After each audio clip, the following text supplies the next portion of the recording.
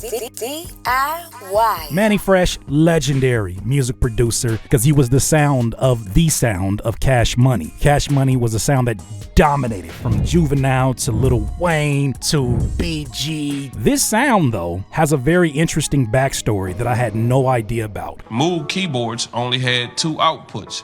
Just to put it in regular terms, it was only like 2 sounds that could have came out at once. Old drum machines had 8 outputs. So basically you was limited to like 10 sounds, any song that you done. No more than that. You went over that, something was clipping something was on top of something. Right now, with computers and all of that, you can go as nuts as you want. Every song that you heard early Cash Money was only 8 sounds.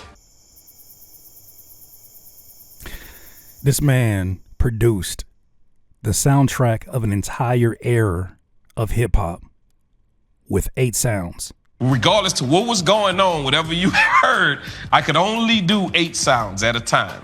So that made it super creative. You got 8 sounds, figure it out. How to make 8 sounds incredible. I challenge young kids right now, make 8 sounds incredible. Shit! Mannie Fresh, let me tell you about these young kids. Not all of them, but let me tell you about some of these young kids that end up sliding my DMs. Hey, Curtis, is Omnisphere really worth it? No, like, be real with me. Level with me, Curtis. I know they say it has 14,000 presets, but like, is it like overrated? Does it have Riz, Curtis? I don't even know what that means, my friend. What he did with those 8 sounds was more than enough for the drums, for the melody, for the sound effects, and whatever else. And those beats, to be fair, were pretty simplistic, but they were a sound that it felt like you could not get from anywhere else. Mannie Fresh, Mannie Fresh. I think there's a larger lesson here, especially when it comes to our indecisiveness and our inability to get into a flow as music producers. A lot of times we are trying to solve whatever beat block issues we have, whatever obstacles we endure as producers with the solution called more. That could be more sounds, that could be more drums, that could be more VSTs, that could be more presets, that could be more sound banks, and we're trying to solve an issue with more when it seems this is reinforcing that the majority of the time, the answer is not more. It's likely less. What can I take out? What am I not properly utilizing the space of? What sound is dominating so much of the entire collection of sounds that is changing the way that I feel about this beat? 8 sounds created an entire genre of music. I wasn't making beats at this time, not good beats at all. But I can't imagine the young producer at this time period who was trying to emulate this sound. And you were trying to figure out, damn, but why it don't hit like this? It's because it's 8 sounds. Now, I'm sure that there are factors like running these sounds through the SSL board, running these sounds through the other hardware they had access to that really brings out a different presentation, even if you had the same device. But to do this off of 8 sounds, I think really makes you have to challenge and think about what's currently holding back the sound that you're working on right now, the beat that you're working on right now. And is it missing something, or does something need to go missing? Right now, with computers and all of that, you can go as nuts as you want. Every song. Oh, believe me, Mr. Mannie Fresh, I go nuts with the sound selection. I overproduce like it's going out of style. I use every sound that I ever liked, like I'm at the hometown buffet and I'm walking down the aisles and I'm making decisions in real time. I wasn't coming here for sushi, but I guess I'll get some today. Didn't know you guys had it. That's the way that I make beats. If I hear it, I'm not saving it for another beat. Your ass is going in this beat right now. That you heard early Cash Money was only 8 sounds. Regardless to what was going on, whatever you heard, I could only do 8 sounds at a time.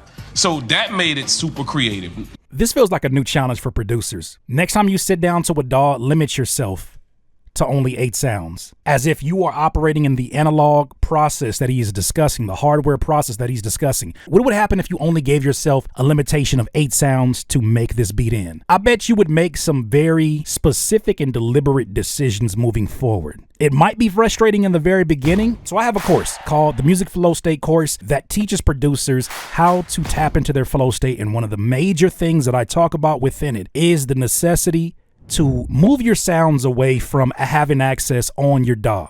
Get them out of FL and only limit yourself to one kit that is a compilation of your favorite sounds. Now, this was made at a time where FL Studio didn't allow you to favorite sounds, but now that you can favorite sounds, favorite the sounds. Go into your favorite VSTs and start to rename your favorite VSTs as Curtis King Piano 1, Curtis King Road 1, Curtis King Synth 1, Rage Beat number 1. Like, name it things that are going to excite you during the creative process when you see them and you're reading them off the presets. It also limits your decision making. Also, another thing that I suggested within the course is that you go back to your best beats that you've ever made. And I want you to study two things. Whenever you go into the settings feature in FL Studio and you go into info, they have an option down here that tells you how long you've been working on a particular project. And you study all of your favorite beats and how long it actually took you to make those beats. You take those, go to a time calculator and find the average time.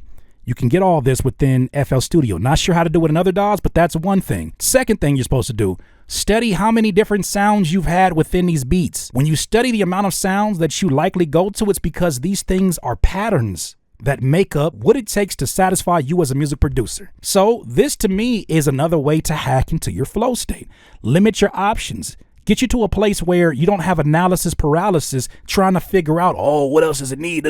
What if you're already over the threshold and you're at 10 sounds? Maybe you're crowding something else that is the very thing that you're searching for. Maybe you need to bring something up, change the volume of it. The fact that this man was able to carry an entire era of sound, and if you were too young to remember that time, just know they dominated. I was on the West Coast. It didn't matter. They dominated. And he created that with only 8 options. Sometimes too many options is too overwhelming. You know what I always related to? You ever been to a restaurant and you never ate food there before? The menu has an Italian section. The menu has a Mexican food section. The menu has even some Chinese food options. The menu has some soul food options.